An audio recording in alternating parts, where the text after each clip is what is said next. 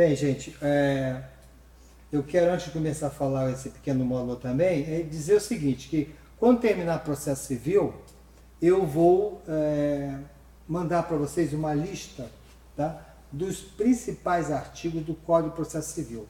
São muitos artigos, então vou te mandar só aqueles essenciais.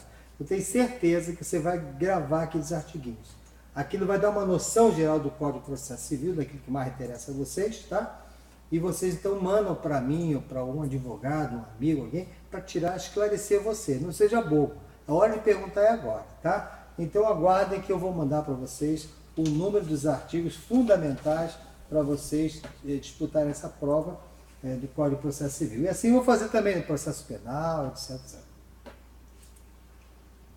Pois bem, os auxiliares de justiça.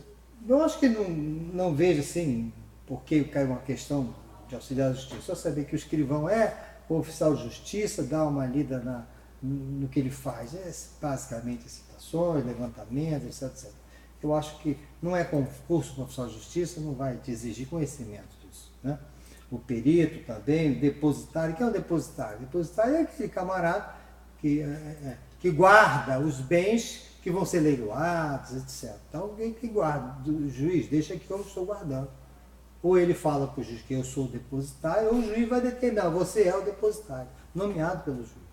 Então, o depositário é aquele camarada que guarda em juízo, guarda lá no depósito dele, os bens que serão leiloados, etc.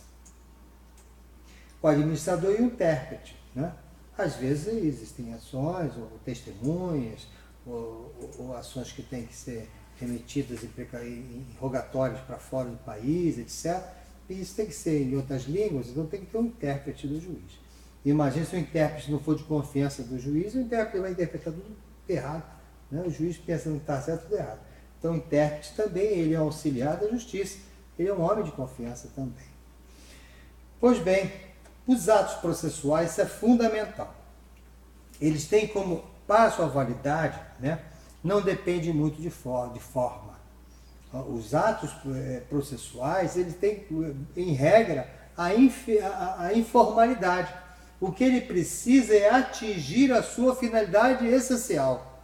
Ele tem um fim, aquele ato, ele tem que atingir um fim. A forma não tem muita importância, ou não tem quase importância alguma. A petição inicial, por exemplo, tem advogados que fazem uma petição de alguma forma, de se expressar, outros de outra forma, seja como for, o que interessa é que dentro dos limites legais ele atinja a finalidade. Qual é? Dar o início, um pontapé inicial a uma demanda.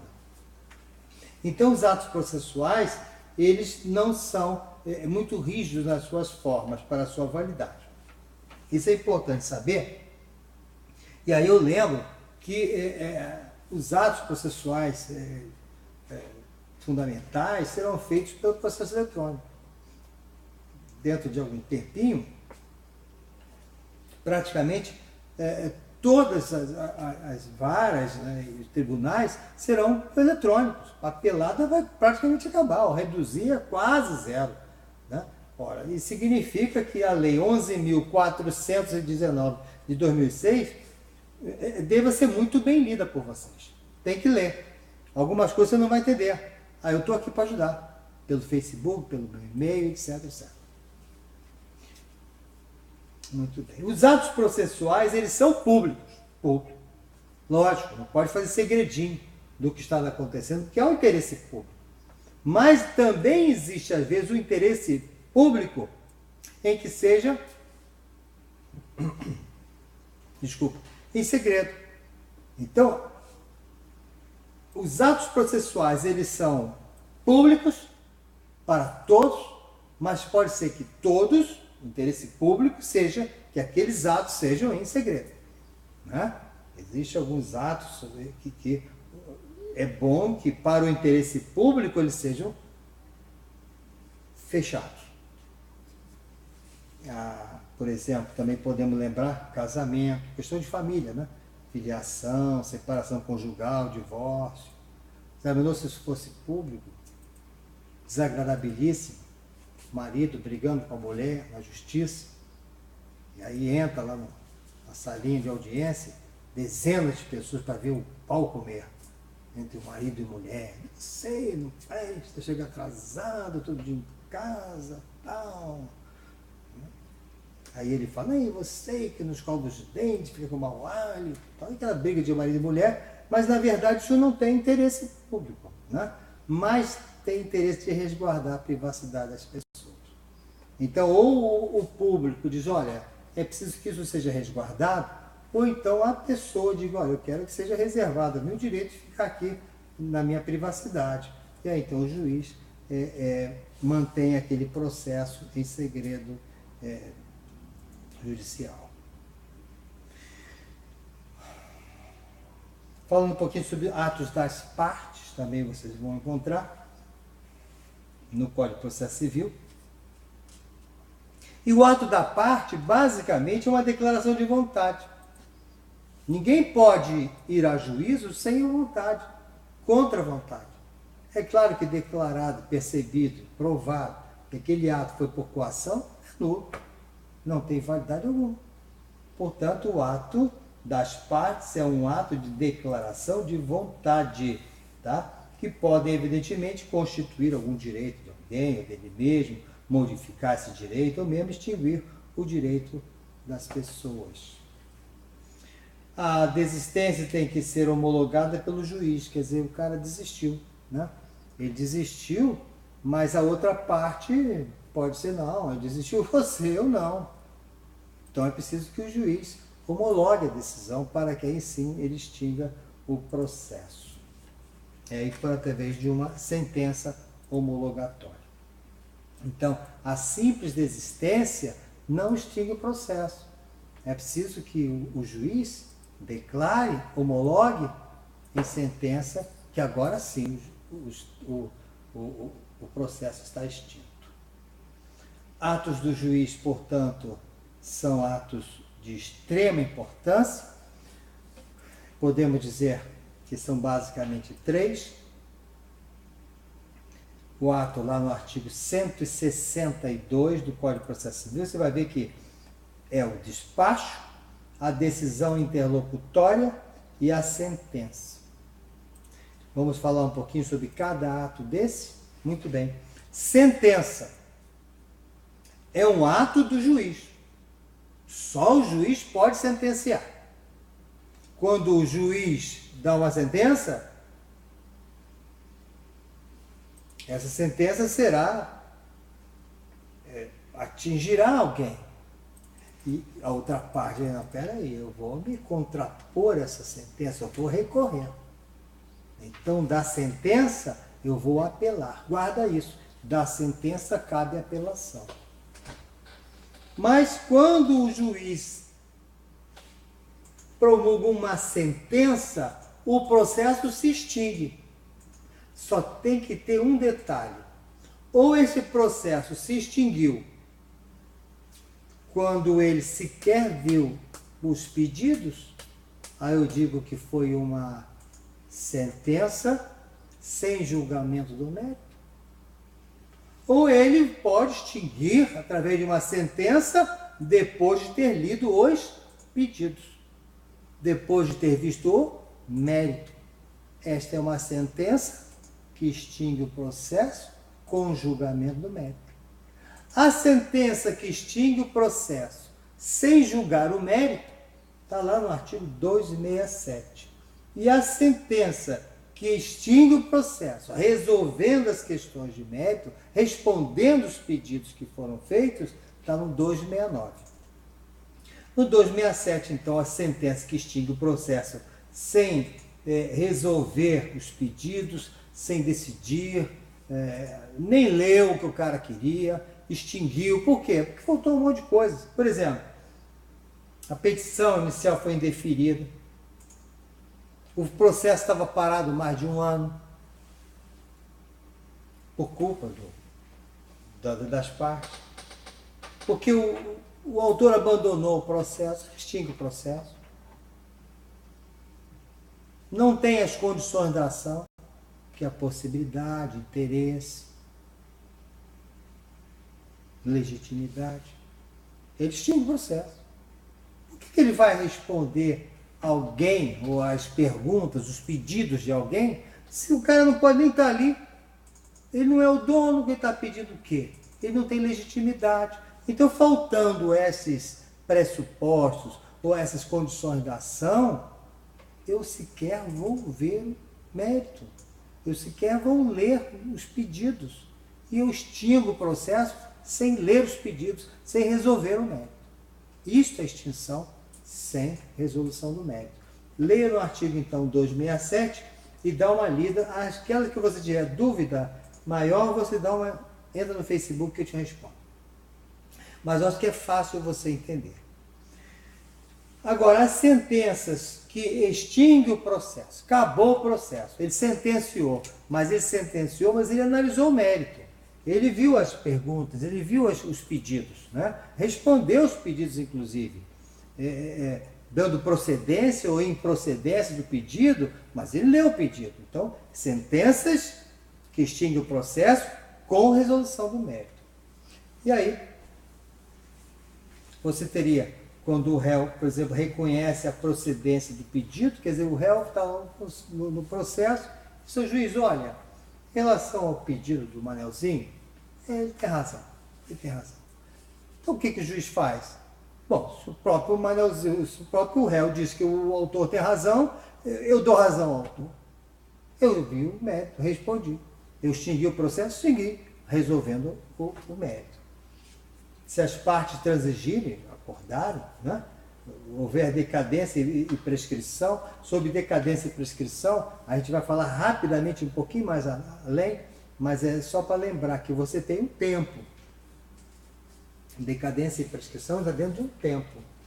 Então, por exemplo, se eu cometo um crime no dia 1º de janeiro de 2001, o Estado tem 4, 8, 10 anos, sei lá, quanto tempo, depois a gente vai ver no artigo 109 do Código Penal, ele tem um prazo para me julgar. Porque senão, se não houver um prazo para ele me julgar, chamado um prazo prescricional, daqui a 69 anos, bate um oficial de justiça, Silas, se lembra que há 38 anos atrás você cometeu um crimezinho lá? Pois é, vamos julgar você. Pô, mas agora que eu ia para Miami, como? Então é preciso que, por questão de segurança jurídica, o Estado tenha um prazo, um tempo para poder julgar, tomar algumas atitudes, etc. Então isso é um Estado, isso é a prescrição. O cara, não vem não porque está prescrito, você não sabe isso? Você já conheceu sobre isso. Então há uma pequena diferença entre perder o direito, que é na decadência, ou perder as oportunidades processuais na prescrição. Então, isso nós vamos falar um pouquinho mais além, tá? Decadência e prescrição. Pois bem, já sabe então que se o juiz extinguir o processo, vai caber um recurso chamado apelação. Guardou? Escreveu aí? Muito bem. Outro ato do juiz, que é a decisão interlocutória. A decisão interlocutória é uma decisão importante do juiz, mas ela não extingue o processo. É só isso. Existem decisões, principalmente em cautelares, por exemplo, em que o juiz toma as decisões, mas o processo continua. Então isso não é uma sentença. Isso é uma decisão interlocutória. Muito bem. E se há uma decisão interlocutória, se o processo não acabou, então nós temos um recurso importante que é chamado recurso de agravo. Vamos falar quando chegar em recursos. Só para dar uma palhinha. Quando eu agravo, eu digo, seu juiz, não gostei do que o senhor está falando. Essa decisão sua não me é satisfatória. Portanto, eu quero que fique constando nos autos que eu não gostei. Agravo interno. Ou então, peraí, se eu não gostei, eu vou lá no tribunal já reclamar agora de você. Né? Então, esse é um agravo que deve ser enviado diretamente ao tribunal. Mas não é o momento de falar em recurso, para não confundir tua cabeça. Apenas para saber que da sentença cabe apelação. E de uma decisão interlocutória cabe o quê? Agravo. Ponto. No momento é só isso. E o despacho? O despacho não tem uma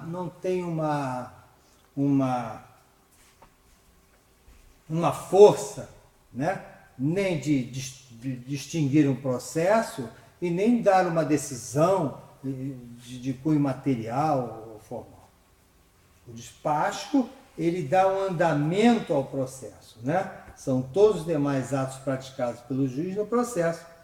E contra esses despachos você não tem recurso. Então só grava mais ou menos assim, ó. Da sentença, extinguiu o processo. Com ou sem resolvimento, cabe a apelação. Uma decisão puramente interlocutória, o processo continua, cabe agravo. E se for um simples despacho? Não, aí não tem recurso. Pois bem, no primeiro grau o juiz decide sozinho, não é isso? É o juiz, vai lá e decide sozinho, né? Mas nos tribunais as decisões são tomadas por turmas, né? E essas turmas são formadas, às vezes, por 3 juízes. E a decisão tomada por um só juiz, uma decisão monocrática, ela é chamada sentença. Extinguiu o processo. Mas, nos tribunais, essa decisão, tomada pelos 3, é um acórdão. Isso vamos falar quando chegar aos tribunais. Então, o juiz profere uma sentença e no tribunal profere-se um acórdão. Muito bem. Os atos do escrivão e do chefe de secretaria, ele vai dizer que o escrivão, quando recebe uma petição inicial, né, ele então vai autuar. Presta atenção. Isso é importante, porque às vezes uma questão na prova, vou usar a palavra autuar, não é no sentido de policial, né, mas sim no sentido processual. O que é isso? Aqui está uma petição inicial. Eu, Silas, venho a Vossa Excelência ajuizar esta ação de cobrança da Dona Maria, que me deve R$1.000 pelos fatos, etc., abaixo, barará, barará. Então aqui é uma petição inicial. O que eu faço? Está na mão do escrivão lá, no juiz, escrivão. O que o escrivão vai fazer? Ele vai autuar. Ele vai botar uma capa, vai registrar, vai dar o número às páginas, a capa vai dar o número do processo. Isso é autuar. Tanto é que, na verdade, quando você chama, deixa eu ver o processo, você não está vendo o processo. Você está vendo apenas os autos do processo. Então, a petição inicial, na verdade, é a primeira folha do processo. Não é verdade? Então, na verdade, ele vai autuar, bota uma capa, número, registro e tal. Então, por isso que se diz que o escrivão, ao receber o processo, ele vai autuar. Muito bem. Mas essas regras todas de como é que é feita a capa, etc., tá? Essas regras todas são regras determinadas pelo código, tá?